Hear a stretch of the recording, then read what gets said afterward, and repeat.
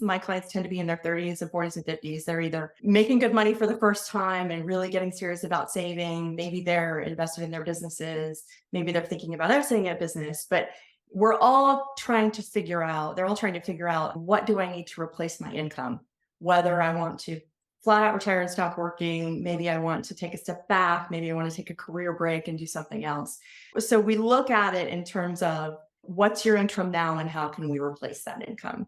And the traditional industry answer has been your investment portfolio. And if you have them, you get to $1 million, you need 40,000 or 30,000, depending on the research. So with my clients, what I do is use that as kind of a target. Like, if we're just starting and really trying to educate someone about how much they're going to need to save and what they're going to think about in terms of actual replacement, I think it helps people get really serious about how much money they need. And then we also always start with cash flow. What are you spending today? And you'd be surprised, like, a lot of us don't really know where our money goes. So understanding what you're actually spending on living expenses, on housing expenses, how those are going to increase over time, what your additional costs might be in retirement, maybe like healthcare costs, or if you're changing your primary residence, going into the assisted living facility, those types of things. Like, we can sort of project those costs,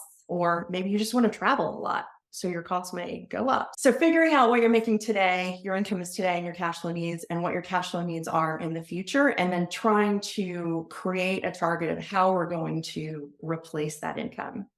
And there are lots of ways we could do that, right? The traditional way, you could do rental real estate, where you have a good idea of what your rental incomes are going to be. There are lots of other products. I'm product agnostic, when it comes to where you invest and how you invest. Some are easier, more accessible, but we're always going to look at the implications for you personally.